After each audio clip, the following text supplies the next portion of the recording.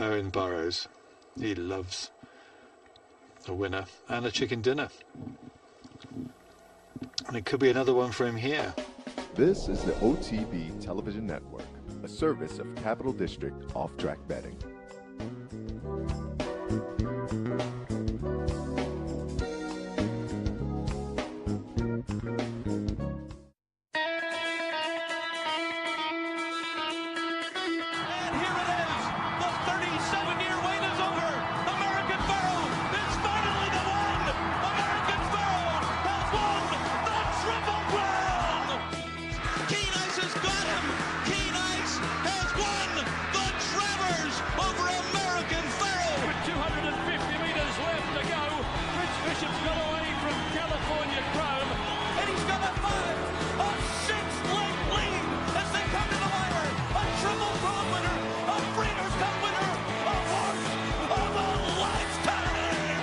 Broadcasting live from the Capital OTB studios, this is Racing Across America with Seth Merrow.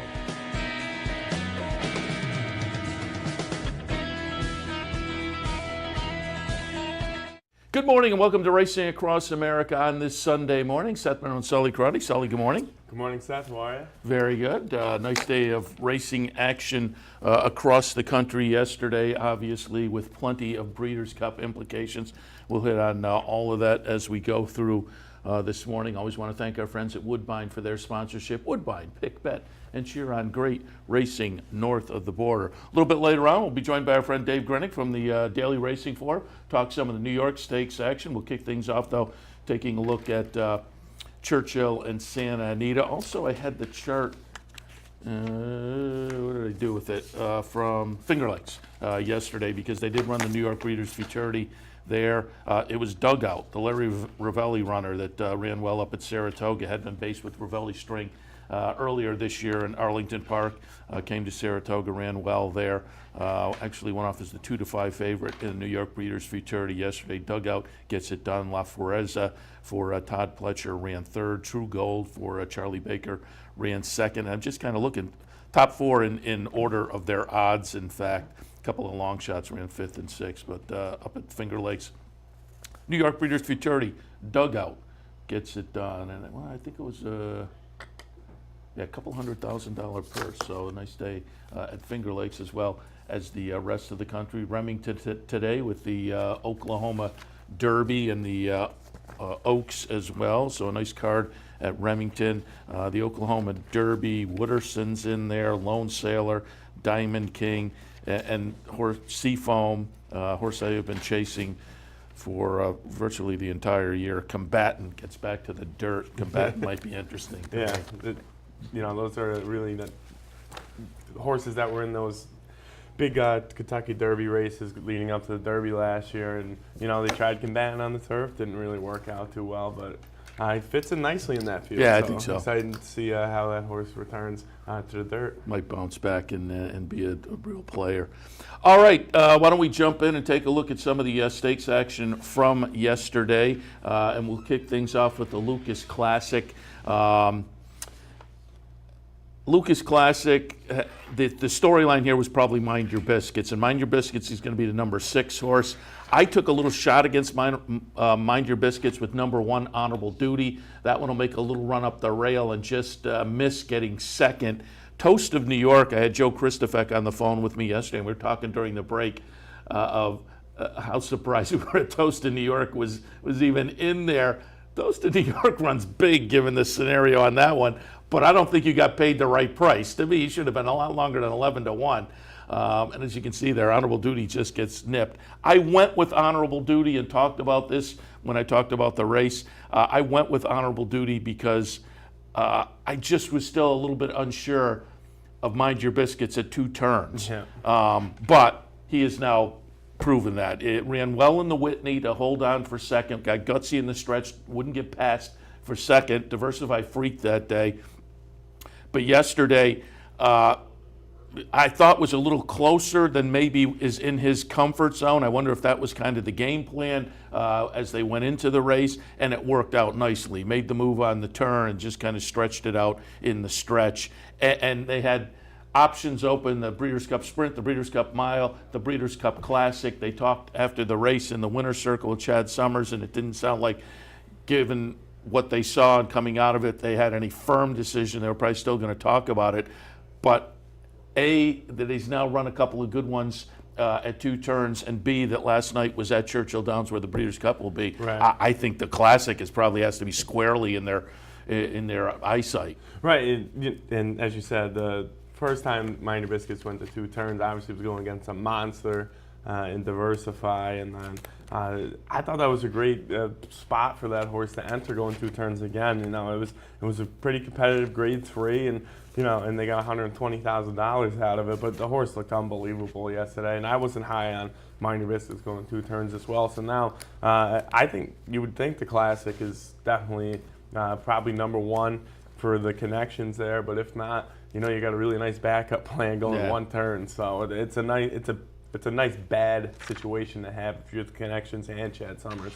Yeah, and again, it was a nice performance for them, given that, as I say, they probably had the scenario that is not, the best for Mind Your Biscuits. We saw the big come from behind move in Dubai, and I'm just looking now in the Whitney. He was sitting a little further back than last night and made a move. Again, in the Whitney, probably had to be a little closer too and not let Diversify sneak away. And if kind of made a move a little early in the Metropolitan. So it's not that he can't kind of stalk a little bit closer, but as I say, at the 2 turns last night, it just seemed, given what we had seen in Dubai earlier this year in the 6 furlong race, that he might have been a little bit closer, a little bit out of his comfort zone. So to do that and still have a big stretch performance, that was a nice run. As I say, though, Toast of New York, who, Toast of New York, the name is familiar to people, I think, from the 2014 campaign, where he came over here to the United States and eventually ran 2nd in the Breeders' Cup Classic, but then went to the sidelines, retired, and then comes back in 2017. So November 2014 to December of last year, wins a race on the synthetic at Lingfield. That is not a stellar kind of star on the resume. Comes back in January, tries the Pegasus World Cup, and just gets thrown to the wolves there and finishes last, and hadn't been seen since. So as I say, 15-1 on the morning line. That 11-1 did not look like a fair price that I would have taken yesterday in Toast in New York, but the 2nd place finish was, I thought, impressive. Yeah, the horse did show a nice little closing kick there, and as you said, the 11-1, I thought, just looking at it, as you said, we haven't seen this horse in a while, and that long layoff in between. 11-1 seemed a little bit short, but the Exacta came back okay. It was a $50 Exacta for $2 with a big favorite of Mind Your Biscuits on top. So I agree. I think the 11-1 was a little short there, but really nice effort there by Toast of New York. All right, let's move a little earlier on the card at Churchill last night. Take a look at the Ack going a mile, and again, horses coming out of this, maybe taking a look at the Breeders' Cup Mile. Seeking the Soul was the one that was interesting in here. CZ Rocket was the horse I thought they had to beat. CZ Rocket is the number 7 horse, goes off as a 6-5 favorite. A little disappointing running 4th in here. But Seeking the Soul, as I say, was the interesting horse on the cutback for Dallas Stewart. Had tossed in a dud in the Woodward. Last year had run 3rd in the Lucas Classic here, but wound up later in the year winning the Clark. Those, of course, both 2-turn races. So the cutback here was interesting. But I think Dallas Stewart maybe just said, maybe let's see what we can do with this mile, and that will then give us options too for Breeders' Cup night to take a look at the Breeders' Cup Mile. And it's going to be interesting to see now where they go. But to me, given what he did at the 1-turn mile last night, Seeking the Soul, I think probably looks like a solid contender to go forward in that Breeders' Cup Mile.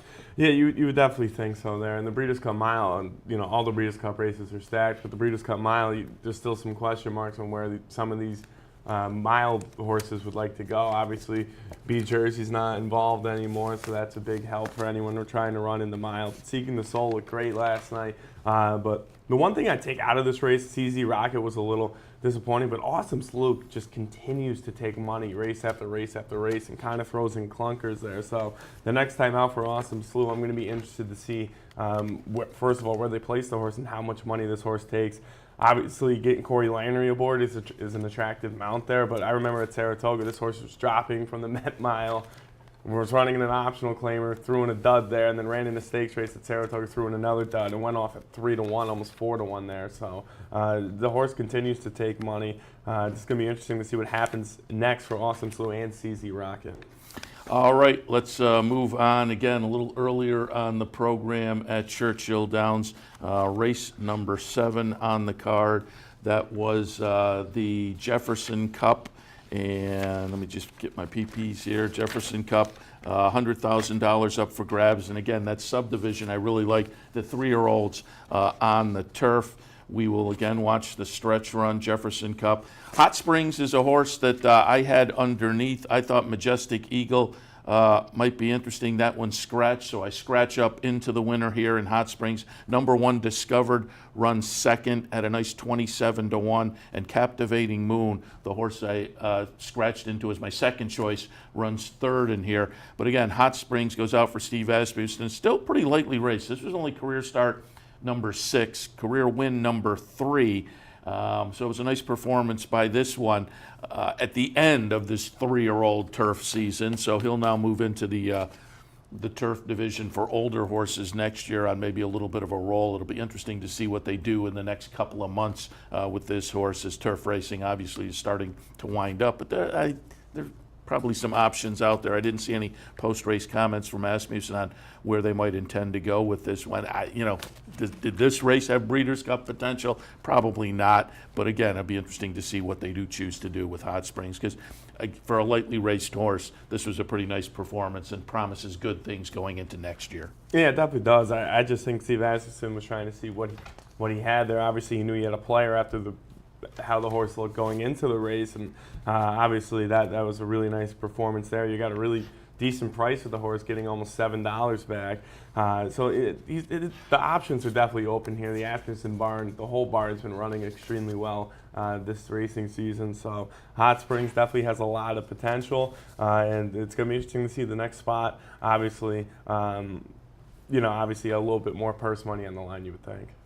All right, let's shift our attention out to the West Coast. Santa Anita yesterday, a solid card of stakes races kicking off their fall meet. It actually started on Friday, but kicks off the weekend action of the fall meet, again with some stakes action that will have Breeders' Cup implications, none more so than the Awesome, again with Accelerate just coming off of that phenomenal performance in the Pacific Classic with a 115 buyer figure. And West Coast, having not been seen since, pretty good second behind Thunder Snow at the Dubai World Cup, and before that a second to Gunrunner in the Pegasus, but had been off since the World Cup in March. So that question mark, fitness on the comeback, but those were the two that all eyes were on, and as we come down the stretch, those will be the two that make the play here. Accelerate, the number 6 horse, wins, chart margin of 2 1/4. West Coast runs second as the number 5 horse in here. Mike Smith, after the race, said he was pretty happy with the performance. He was interviewed on NBC, sat in with the crew at the end of their broadcast, and he liked the performance. And now potential choices between this one and McKinsey, depending on what Bob Baffert decides to do with these two. The comment I heard, and I'm thinking it was on the NBC, it had to be the NBC broadcast, because it wasn't something I read, it was something I heard, said Accelerate not too impressive. I guess, but I mean, West Coast is a pretty good horse, and Isotherm maybe a step below, but how much, I mean, you're not going to put those Pacific Classic type performances together too often where you win by 12 lengths in a nice grade 1 event and get a 115 buyer figure. And so I think going into the Breeders' Cup Classic, you win by a chart margin of 2 1/4 over a horse like West Coast. To me, that's a pretty good effort. Yeah, I didn't hear that until you just said it, Seth. And yeah, the horse won by 12 lengths in the Pacific yeah, Classic. yeah. So, I mean, you're never going to top that, especially in stakes company, especially this time of year in the stakes company. So I thought it was a really nice performance. That's just Joel's second ride with this horse because of the injury to Victor Espinoza. So I thought it was a really nice performance. West Coast, obviously, watching the race in New York, seeing how Thundersnow did in that field. I thought Thundersnow ran huge, and then you could kind of play. So again, you know, if you liked West Coast or if you didn't, depending on how Thundersnow ran. And Thundersnow ran huge. So obviously, those were the two best horses in that race. Everyone knew that going in. I thought they both ran extremely well. So, and as you said, Baffert's got a little bit decisions to do with McKenzie and West Coast going into the Classic. Yeah, from what I read with McKenzie, they're kind of debating, do they go to the Breeders' Cup Classic, or because it'll be the second start off a long layoff, do they maybe wait and go to the Clark or something like that? So McKenzie, there's some decisions there, but I suppose it's a similar decision given the layoff with West Coast as well. But well, it'll be interesting to see what they decide to do and where they do decide to go with those two horses, because clearly talented. And Baffert is one of those guys who, I don't know whether you worry about him in these kind of situations where maybe normally you'd look for race fitness. He's a guy who can kind of train up to big events. And so it'll be, as they say, interesting to see where they do choose to go with those two. Yeah, it's a nice problem to have when you have those two Exactly. and got to decide which one you want to throw Mike Smith on. So it's a good problem to have. And accelerate in a year where I think the handicap division overall is maybe a little bit lacking. Accelerate, certainly impressive now off the last couple of starts. All right, the Rodeo Drive also on the card at Santa Anita on Saturday. I had John White in yesterday, and we talked a little bit about this race and the horses that were clearly going to be the choices, Basilica and Cambodia. John White, the morning line odds maker out there, went in the right direction, making Basilica a slight 8-5 choice over Cambodia at 9-5. The prices were pretty good for John because Basilica went off at 8-5, Cambodia went off at 8-5. But Basilica was the slight favorite. I said to John yesterday, I thought the maybe out at Del Mar was kind of a test, a class test for Basilica. She passed with flying colors, so I was tilting in that direction. But certainly overall, Cambodia was going to be the horse to beat. Basilica here, the number 6 horse, gets it done. Number 1, Pave, just comes up and nips Cambodia for second. But again, nice performance from the two expected contenders in here, but Basilica does get it done. And you know, when you're talking these fillies and mares on the turf now with the maybe in her back pocket, now the Grade 1 Rodeo Drive, she's 4 years old. You would think you never know in this day and age, particularly with a filly, whether they'll, hey, we got a Grade 1 now, let's go to the sidelines and look at the breeding season. But I think if you look at her overall record, to me the potential is certainly there for her to go forward and have another season, but also coming out of this, maybe Breeders' Cup filly and mare turf. Again, I didn't hear any post-race comments from Jerry Hollendorfer, but that wouldn't be a shock off of these last two races. Yeah, definitely would not be a shock if Basilica goes. And, you know, Hollendorfer always gets his horses ready for those big type of cards, and that's probably what's going to happen again. And it's nice to have another nice rider in your back pocket, in Flavien Prat, who wins a ton of races in California. I think has won this meet twice. 2 years in a row. So, and I thought Paved ran a really nice race. Joel Rosario kind of had a really nice day out west yesterday with his mounts. But as you said, the top two were definitely Cambodian and Basilica. And just another question mark, what are they going to do with this horse? This horse definitely has capability. So it's going to be interesting to see what Hollendorfer decides to do. Guys in the control room just handed me buyers that came out yesterday. Basilica with a 98, nice number there. Accelerate with a 100, going back to Mind Your Biscuits. Mind Your Biscuits a 108. So yeah, Wow. to me, you definitely step into the Breeders' Cup Classic. You step up and take the shot. It was funny, Chad Summers, Joe Christofek in the paddock yesterday after the race was asking Chad Summers, trying to find out, well, what's the discussion going to be? Sprint, mile, Breeders' Cup Classic. And he said, so what are you and the team going to discuss tomorrow? And Chad said, whether I can race him next year. I don't blame him. You have a horse like this in your barn and you're fairly new on the training scene. You don't want him to go to the sideline. You don't want him to retire. But again, they'll have some decisions to make. But with a 108, and again, the performance over that track, which some horses don't like that Churchill surface, and running well like that, boy, it just seems like the the Classic is sitting out there for him. And Seeking the Soul got a 98, so a pretty nice number for him as well at that mile trip. That, again, seems like that may be his decision coming to Breeders' Cup night. All right, a couple of 2-year-old races at Santa Anita as well. The Chandelier for the 2-year-old fillies. And again, John White and I talked. I said I liked Derlou coming out of the Maiden Breaker in the debut for Bob Baffert with a pretty good number, but the horse to beat was going to be Bellafina. She had already put a couple of stakes races into her holster. And Bellafina is the number 6 horse. We'll watch the stretch run, and she gets it done and gets it done pretty easily. We'll now go into the Breeders' Cup Juvenile Fillies is certainly one of, if not the favorite. 4-5 yesterday, and again, wins by a chart margin of 6.5. It is Vibrance running second, the number 3. Brill runs third. Derlou, the horse that I like, kind of disappoints and runs fourth in the field of 5, and clearly well beaten here. But I mean, look at this one's just geared down. Bellafina as a 2-year-old filly.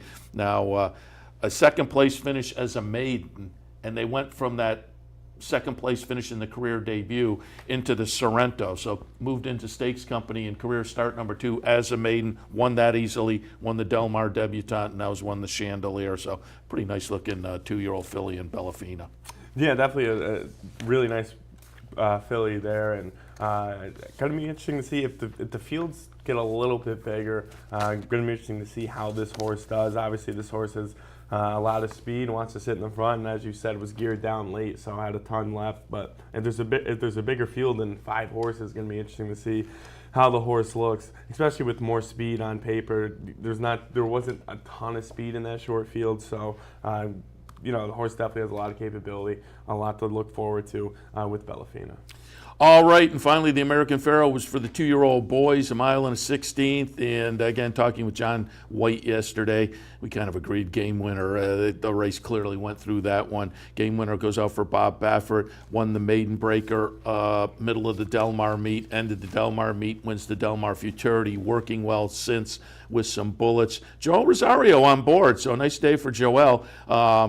But again, he gets it done in the American Pharoah. Game winner will be the number 4 horse. But take a look at the number 2, Gunmetal Gray. Why?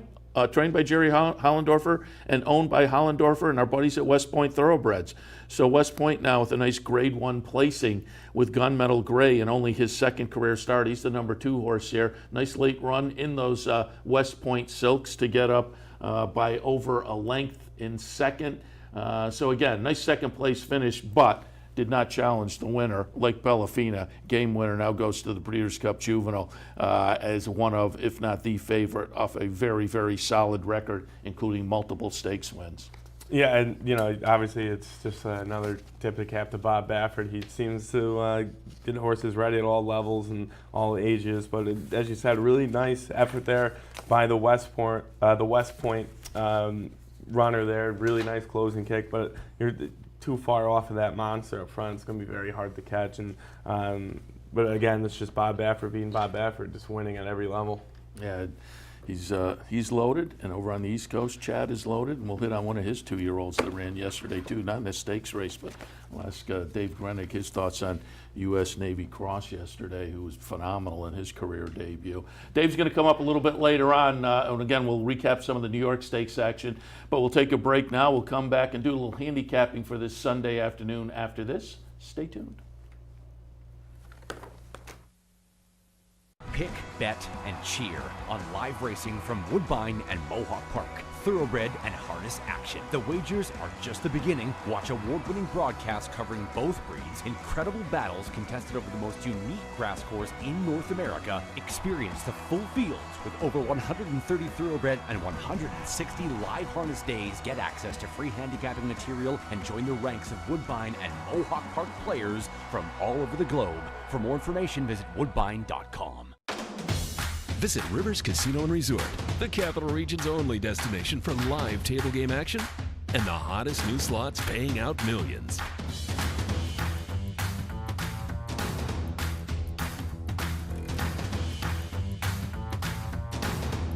And they're off. Horse betting is now at Rivers Casino and Resort with Capital off-track betting terminals and live tellers located just off the gaming floor at Van Slyck's. Get in on all the action at Rivers Casino and Resort.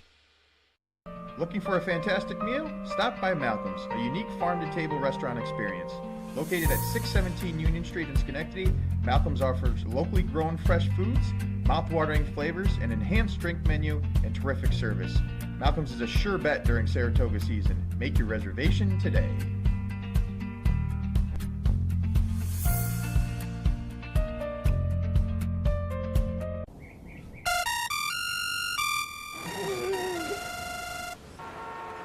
Come on. I want sales reports on my desk by Monday. Oops. My bad. Love racing? RTN brings you every live simulcast on your home television, plus live video streaming and race replays on your PC and mobile devices. To order, visit rtn.tv. RTN, a breed apart. Welcome back to Racing Across America on this Sunday morning. I'm Seth Merrow, sitting in this Sunday morning with Sully Crotty. Again, we just went over some of the stakes action at Churchill and Southern California. In a few minutes, Dave Grenig will join us. We'll take a look at some of the nice stakes yesterday in New York. But in the meantime, going to shift from review to preview for a Sunday afternoon. Sully has a few races at Woodbine he'll toss some ideas out on. I'm going to look at a couple at Belmont as well. Third race at Woodbine, bottom level conditional claimers going a quick 5 furlongs. What are your thoughts on race 3 up in Canada? I went 5, 8, 1, and 9. I went with oversteering on top, and this is the play of the day on the one sheet. This horse looked great breaking to maiden last time out, lost to a nice horse in Colonel Canuck. 2 starts back, and loved the horse last time out. You're getting a very fair price at 5-1. Last time out was sitting around 4-1. So this horse just does have a nice closing kick, and we see it a lot, especially up in Canada. There's a lot of speed in these sprints, and the horse is sitting off the pace. You can catch them.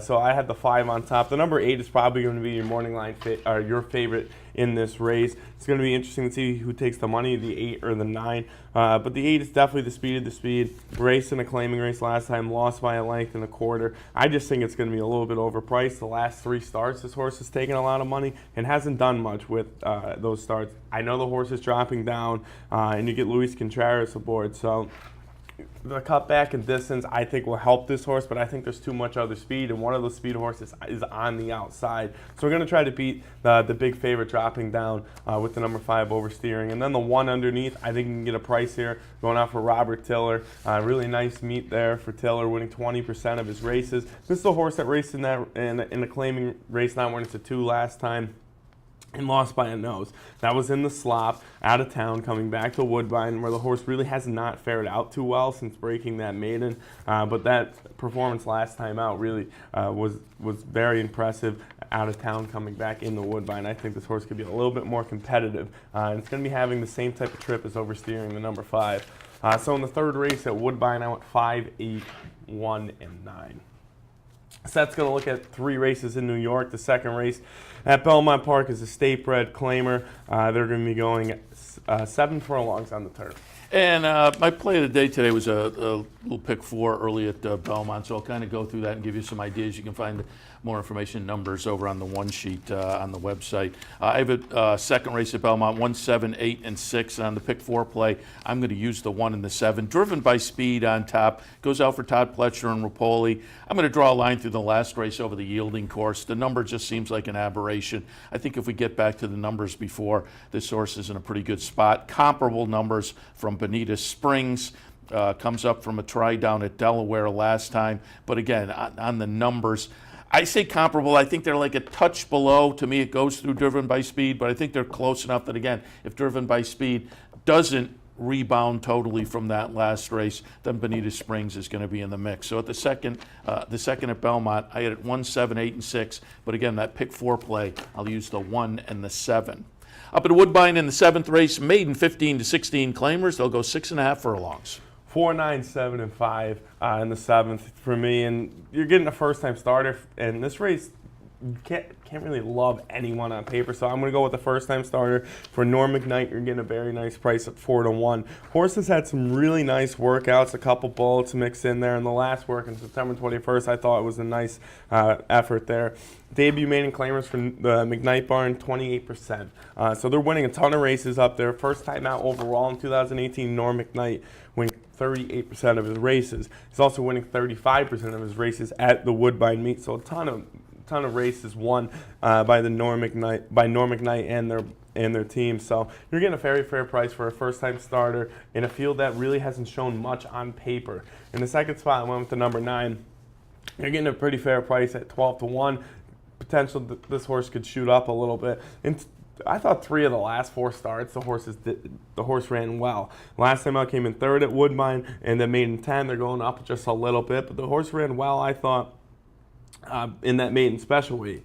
In a field really where the horse took a lot of money, really wasn't comfortable, I thought, out of town, came in 2nd, but came in 4th going 7 furlongs at Woodbine. I think if that horse runs that repeat performance a couple starts back against a little bit better than this field, I think the horse could be very competitive at 12-1 from the outside stall. And then the number 7 is Truth Serum, 3-1. You get Luis Contreras aboard. A horse that really should have broke the maiden, I thought, 3 starts back at this level, then tried it again, sprinting 6. Horse came in 3rd by 2 1/4. That little bit of going that 6.5 from 6 sometimes does help a horse out, especially if they sit in the stalking role. The outside stalls should not be an issue. We saw that 2 starts back. The horse ran 3rd by 2 1/4. So just a race where I think you could get home with the first-time starter for Red Hot Barn and Norm McKnight. You're getting a very fair price at 4-1. Going to be interesting to see where all the money goes, but it's a wide-open betting race here. And the morning line favorite, I think, could be pretty beatable, but did look nice. Did show a nice performance last time out over the surface. So in the 7th race, I went 4, 9, 7, and 5. The 3rd race at Belmont, this is a conditional claimer. They're going to be going 6 furlongs. I have a 2, 1, 4, and 6, and I used the top 3 in here on my pick 4 ticket. Again, 2, 1, 4, and 6. Flipped on top, goes out for Linda Rice, move out of the barn of Robertino Diodoro. So I don't know whether we're probably looking at a lateral kind of thing, talent, trainer-wise, and first off the move to the barn and whatnot. But what attracted me was this horse has been moving forward buyer figure-wise in the last 3 starts. Now, hasn't been seen since June, so took the summer off essentially, comes back in a little bit tougher than the horse left, because the horse broke the maiden in the last start. As I said, on a nice improving series. That was a state-bred maiden 30. This is a 25 open conditional, open in that not state-bred restricted, but it's a conditional with an N2L. I think probably, given the numbers in the last 2 races, will fit all right with this group. Question mark is going to be the fitness. There's a string of workouts underneath that don't give an indication one way or the other. But I just kind of looked at those races late spring and said, if this horse comes back at that level, it could be very tough this afternoon. So I put Flipped on top. But again, I'm 3 deep in here. Also, used Can't We All Get Along? Claimed last time, moves from Contessa to Michelle Nevin. Pretty good numbers on this one over the past few starts that seem to indicate horses in good form. Should be a good fit at this class level as well. Broke the maiden 3 back and then went into open non-conditional claimers the last 2. So again, I think it's going to be a good fit with this group. And Foolish Ghost also in my mix. Last couple of starts going maybe against a touch lesser, but looking at the rest of this field, I tossed it in. The Jeremiah horse, Mr. Hot Rock, scares me, and I may kick myself afterwards that I left this one out of the mix. This hasn't been seen since March and comes back at a reduced level. So again, I may kind of kick myself that I'm leaving Mr. Hot Rocks just on the outside looking in. But I have a 2, 1, 4, and 6, and on the pick 4 ticket, again, I used the 2, 1, and the 4. All right, we will move on now to Woodbine, their 8th race. It is stakes action, the Classy and Smart, $100,000, fillies and mares, going 8.5 furlongs. 6, 1, 2, and 3, and I think it just will be tough to beat the number 6, Trini Brunet, going out for Kevin Attard. This horse won a stakes race last time out pretty impressively, but really nice performance there. This horse was sitting 5 lengths off the lead, and they ran very slow. They were walking up front, a 51.5, a 25.4, and 2 back. They ran a 50.5. The horse came in second by a head, so that was just a very impressive performance last time out at a very nice price. So the fractions are quick. This horse will be right there closing. And if they're slow, we've seen this horse close the last 2 starts from off the pace. So it's a fair price at 2-1. It's not going to try to beat a horse, especially when the race dynamics do set up for this horse. The number 1 At 8-1, you get Patrick Husbands aboard, and this is another closing speed horse. Last time out, the race set up perfectly for this horse, 45-3 to the half. Horse was 11 lengths off, lost by a neck. 2 starts back, ran against a 51.5. The horse came in 4th. So this horse, you know, if it's a fast pace, I'm very comfortable with it because that was a perfect setup last time out. But there is some speed in this race with the number 2 horse and the number 7 horse want to get to the lead. I think it will be a quicker fraction than a 50.5, 49-2 than what this horse has saw 2 of the last 3 starts. So I think that stretch out from a mile to a mile and 16th is a very interesting play here. You're getting 8-1 with Patrick Husbands aboard.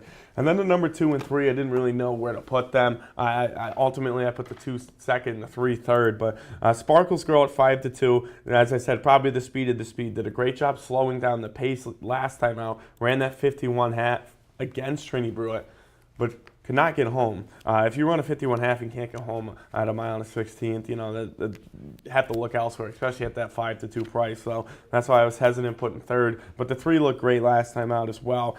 Really quick fractions up front. The horse was able to hang on to win that race. So that was a very impressive winner, getting 4-1. So I may be kicking myself. I put the 2 in over the 3 to finish out the triple, but nonetheless, just definitely had the 2. Both those horses in the mix. In the 8th race at Woodbine, 6, 1, 2, and 3. And the 4th race this afternoon at Belmont Park. This is a state bred allowance now. When it's a 1 other than going at 6.5 furlongs. I have it 2, 1, 4, and 6. And I'm going to use all 4 of those in my mix in the pick 4. 2, 1, 4, and 6. The number 2 is flipped, 8-5 on the morning line. And, oops, wait a minute. Skip that. I'm back to race 3. I didn't turn my page. I have 8, 4, 6, and 2 in the 4th race. But I am using all 4 of those because it's a 2x3 by 4x4 ticket. And again, you can find it on the website. So in the 4th, 8, 4, 6, and 2. Number 8, trained by Rudy Rodriguez. Again, one of those coming in off some improving buyer numbers over the past couple of starts. Broke the maiden last time. Moves into a non-winners at 1. Sometimes it takes a start or 2 for them to figure out the next level. I just think this horse seems to be in some good form off of that win late in the Saratoga meet. Lightly raced, has shown plenty of talent so far. I think this is one of those that can maybe put a couple of wins together and break through the next condition rather quickly. But again, I'm 4 deep in here with my pick 4. Barely Impassable at 9-5 on the morning line for Chad Brown is going to take a lot of action, understandably so. Had a race last time off a year-long layoff, and it was a good second-place finish with a solid number compared to this bunch. Absolutely fits, probably the one to beat. Discreet Mission, nice conditional claiming victory, 2-back with a solid number, then moved into this company and ran 4th. I'm a little dicey on this because, again, that win 2-back was on one of those moves I like, state bred allowance into open claimer, then made the move back and wasn't quite as talented. But I just look at that 87 2-back, and I'm too scared to leave that one out. Born for a Storm also with some good numbers going 2 and 3 starts back. Another one that I just felt I had to put in the mix as maybe being one to add some value to the play. So that pick 4, again, the 3rd leg, 8, 4, 6, and 2. And in race 5, again, I'm 4 deep in here. It's a small but competitive field in the 5th. I went 4, 6, 5, and 1. I put excessive capacity on top for Chad Brown and Klaravich in the 2nd career start. But I think it's a competitive field. 4, 6, 5, and 1 in there. And again, as I say, you can find the whole play over at capitalotb.com. If you click on the handicapper support link, it's my play of the day. All right, we will head to our next break. When we come back, our friend Dave Grendig from the Daily Racing Forum will join us. We'll recap some of that nice stakes action yesterday in New York. Stay tuned. The backstretch workers are the heart and soul of what we do. They're the backbone of the industry. People on the racetrack are very giving people. It's a very impressive community of people helping one another. We see it all the time.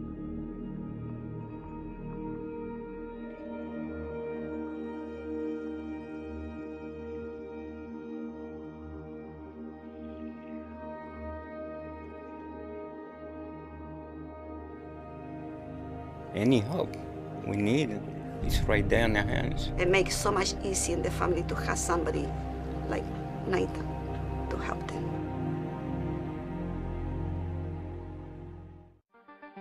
What if there was a way to become a better horse player, to have a better knowledge of the game, to be more successful? What if there were a way to take what you've learned, what you know, and make better decisions, better choices, to know how to connect the dots? In horse racing, knowledge is a powerful tool, but not the only tool. Race results and replays, past performances and live streaming, wagering from all your digital devices. These too are important tools, and you'll find them all right here at Capital OTB. Capital OTB. Become a better horse player.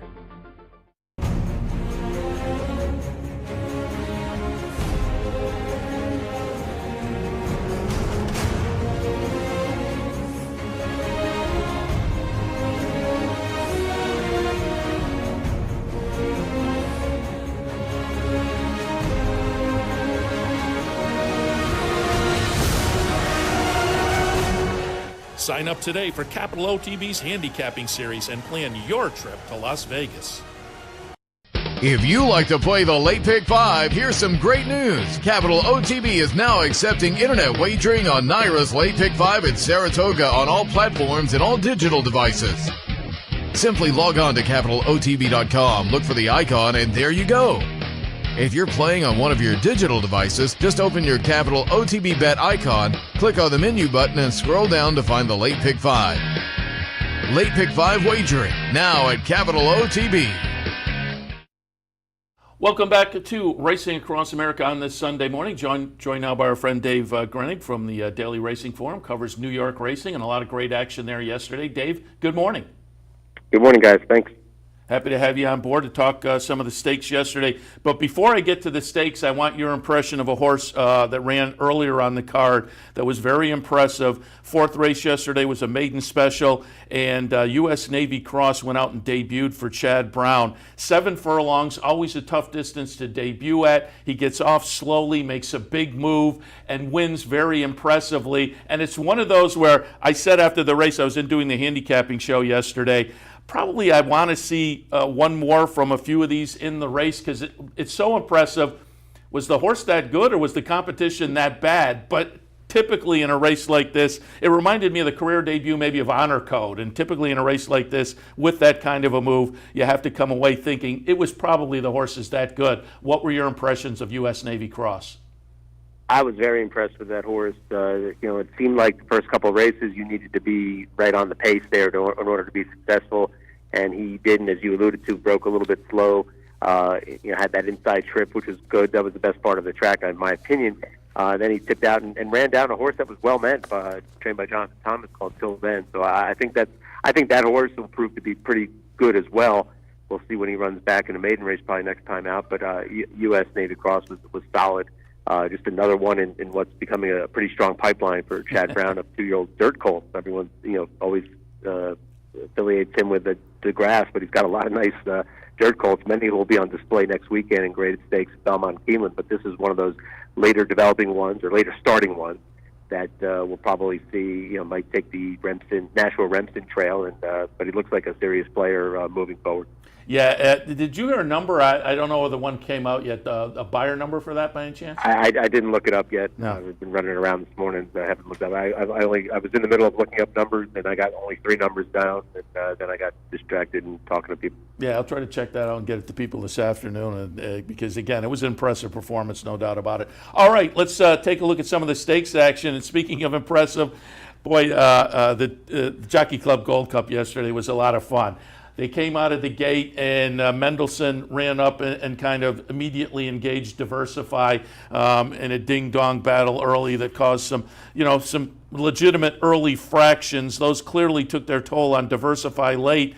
I have never been a fan of Mendelssohn, but he kept going. A good third-place finish by number 3, Mendelssohn. Number 6, Diversify, will wind up kind of disappointing in 5th. Thunder Snow winds up 2nd, the number 8, and looks like a winner late, but charging on the outside at 45-1. I had Discreet Lover in the 3rd spot, so the price to me was very attractive. I went back to that Whitney performance with the triple-digit buyer in there, and I kind of drew a line through the woodwork.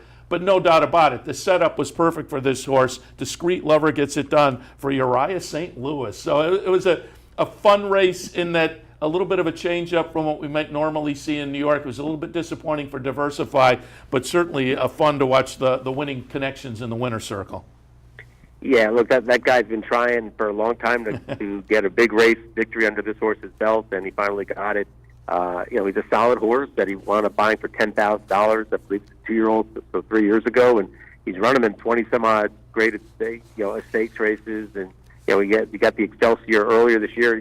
What you like about this guy is that he's never afraid to run his horse in a big spot, and he ran legitimately good races in the Met Mile. I think it was fourth there, and as you mentioned, third in the Whitney. He didn't finish very well in the Woodward, and he blamed it on himself by telling, in a big field, telling the jock to, lay closer. This is a horse that wants to sit back and make a run, and the pace sort of fell apart, although, as you mentioned, Mendelssohn ran very well, and Discreet Lover kept coming and got a nice victory for some really, for some nice people. I mean, Uriah St. Louis is never going to, he's not going to win 20%.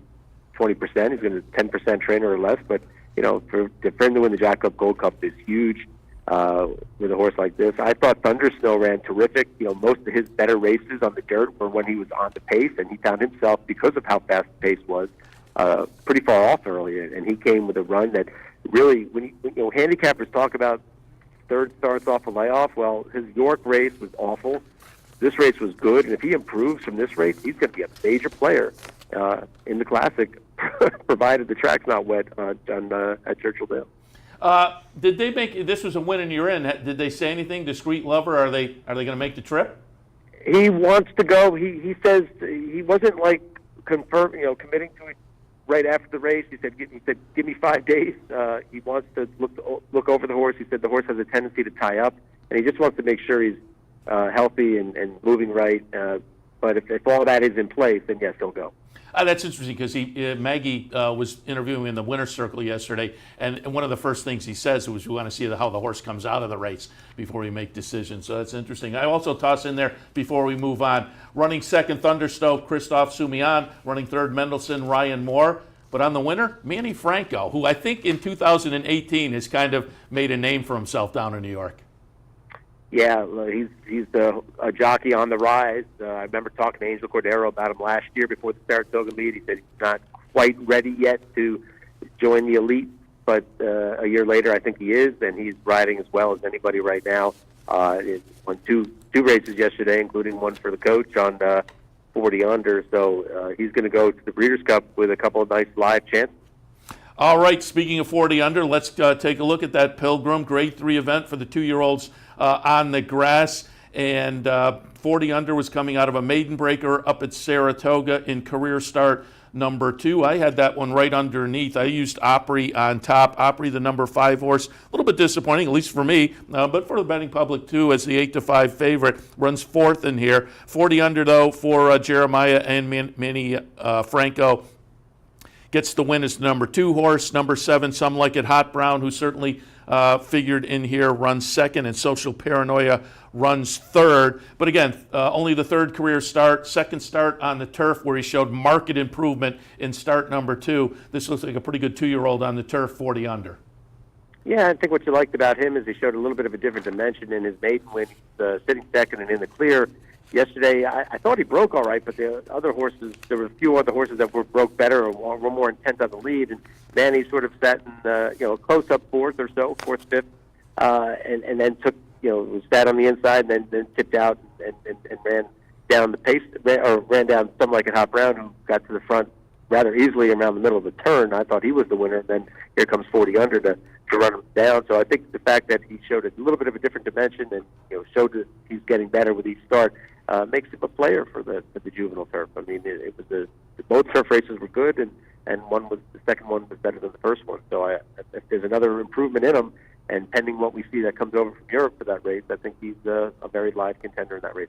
Yeah, you would have to think so. That was a very nice performance, as I say, again, at only start number 3. All right, let's move to the Turf Classic. This one, obviously, A solid field in here with Robert Bruce coming out of the Arlington Million win. Carrick in the Secretariat, but that was against only 3-year-olds, was going to have to step up against older, but Sadler's Joy, clearly one of those horses that can always fire a big shot. I thought Channel Maker had a big shot at Robert Bruce. I put Robert Bruce on top, but I thought Channel Maker was right in the mix, and that's the way it worked out as Jose Ortiz took the lead early, kept it, and in the stretch, Robert Bruce made that move that he made in the Arlington Million. Robert Bruce is going to be the number 1 horse here as we watch the replay.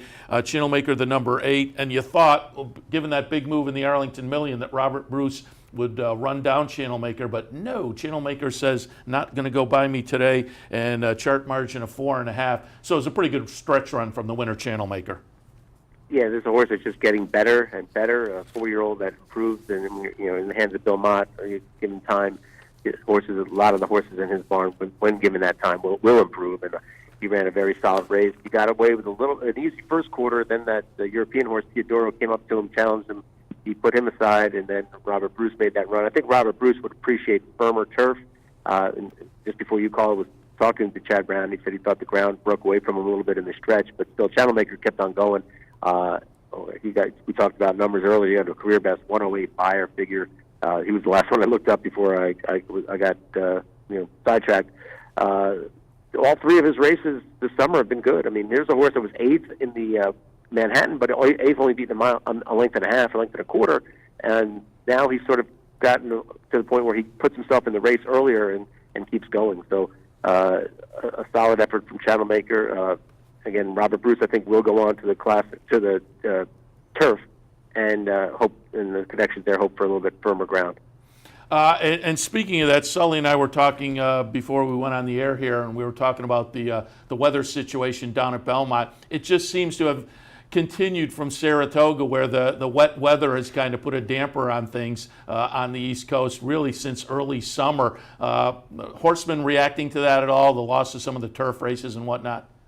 Yeah, well, unfortunately, we card the majority of turf, and we're a little bit light on dirt horses here, and so a lot of them do come off, and they're trying to protect the turf course for the whole meet, and so it was, and when it rains here, so and it doesn't dry out like in the summertime. You get sort of more drying out weather. It's more the cooler weather, and it doesn't dry out as quick. So you have to take, like they took the second race off the turf today, and they took 4 this. They carded 7 for the turf yesterday. That was a little ambitious, I thought.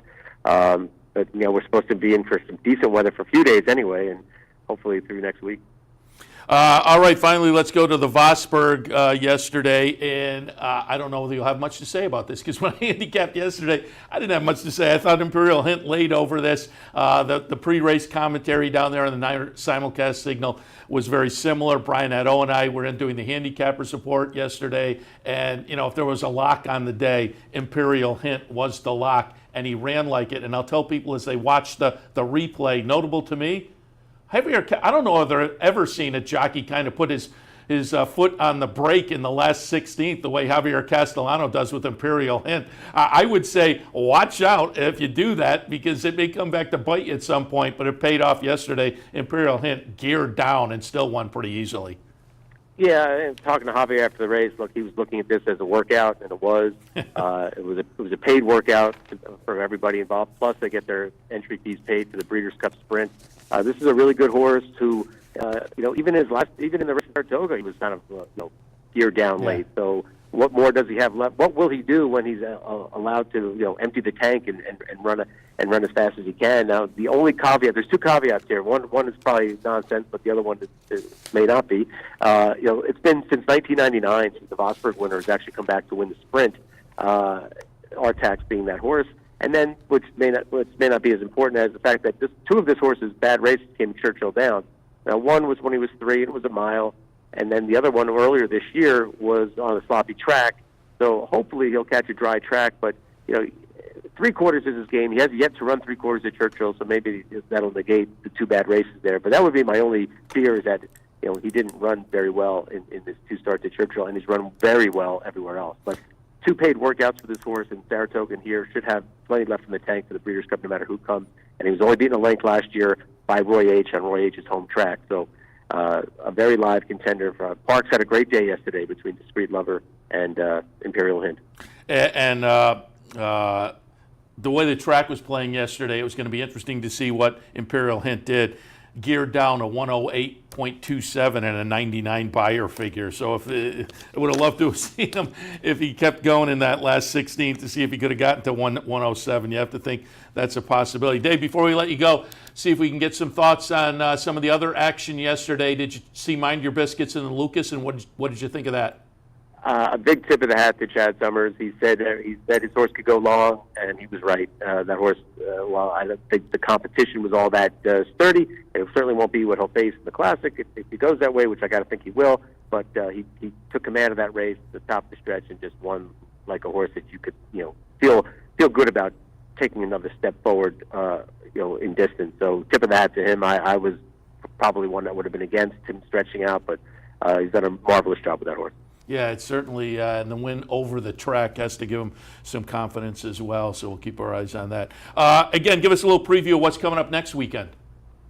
Next weekend is the Champagne, which could have about a 10-horse field of some good-looking 2-year-olds. You've got the Saratoga Special winner, Call Paul. You're going to have a couple from the maiden winners from Chad Brown, Aurelius Maximus Complexity, Code of Honor, who broke his maiden. Code of Honor and endorsed 2 debut winners at Saratoga. They're supposed to run in that spot. So I think Costa Creed for Mott, who also won his maiden in Saratoga, some good-looking, promising 2-year-olds are going to get together for the Champagne. The Beldame is going to come up a little hungry. Obviously the injury to a late opens that race up. It'll be the proverbial good betting race, but you have horses like Come Dancing and Divine Miss Gray and Bird's Tail vying for a Grade 1. I don't necessarily think you would look at them as Grade 1 horses, but good opportunity for some of those guys to get a Grade 1. What else? We have the Hill Prince, Raging Bull will probably be tough in there. Now I had tweeted earlier this week, Seahenge, who came here with Mendelssohn. My conversation with Aidan O'Brien, they were going to run him here, but he got on the van and is probably on the plane now, heading back to Ireland. So I don't think he's going to run in that particular race. So don't look for Seahenge there. Sunday, the Flower Bowl, looks like 4-Star Crook will lead the contingent there for Chad Brown. I don't believe Sister Charlie will run, although that decision has not yet been made, but I'm pretty sure that they'll wait for the Breeders' Cup. Interesting, next weekend you have the Futurity and the Matron races that historically been run on the dirt. They will be on the turf for the first time, and the Futurity will be a win and you're in for the new Breeders' Cup race, the Juvenile Turf Sprint. And just before we let you go, we shouldn't ignore this afternoon's Miss Grillo Grade 2 event for the 2-year-old fillies on the turf, and it has special attraction, obviously, because a newspaper, a record, who was so impressive up at Saratoga, goes out for Chad in what is a field of 10 with one main track only entrant in here. But again, all eyes, I think, will be on newspaper, a record this afternoon.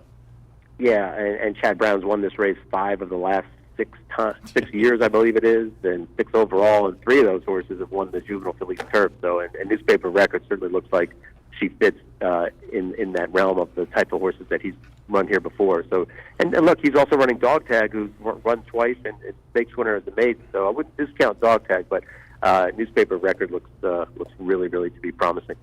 All right, Dave, we'll let you go. Appreciate the visit as always, and remind people they can check out your work, drf.com, or pick up the hard copy or follow you on Twitter. Dave, again, thanks for the visit. We'll talk again.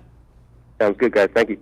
Dave Grendig from the Daily Racing Forum, all of which brings us to the end of this edition of Racing Across America. I will mention you didn't jump in there because your earpiece isn't working, and it's hard to have a conversation when you can't hear half of it. Right, exactly. But, it's from how you were responding, I could definitely tell he was pretty impressed with everything that happened in New York yesterday, and a lot of people were. So yeah, certainly U.S. Navy Cross is going to be a fun one to watch for Chad Brown off of that maiden breaker yesterday outside of the stakes action, which is so good. And again, newspaper record. We'll talk about that a little more this afternoon on OTB Live. I'll be back in a couple of hours with that. Do want to remind you that it is an NFL Sunday here at the Clubhouse Racebook. Swing on by and enjoy all the football action. Wear a jersey, you get in for free. Put your name on a square. Perhaps you win some prizes as well. Every Sunday during the NFL season, all the football action, all the racing action here at the Clubhouse Racebook, 711 Central Avenue in Albany. And Dave said, I had checked before we went on, I didn't see an update. Dave said the second race is off the turf, which kind of puts a crimp in my pick 4 play. So decide accordingly. Maybe change it into a pick 3 with the 3rd, 4th, and the 5th race after that. All right, Sully, appreciate the company this morning. Good luck to you. Absolutely. Good luck to you. And good luck to all of you. We'll wrap things up for this Sunday morning edition of Racing Across America. Stay tuned, though. A lot of good action still to come this afternoon. I'll be back in a couple hours with OTB Live. We'll see you then. You're watching OTB TV, a service of Capital Off Track Betting.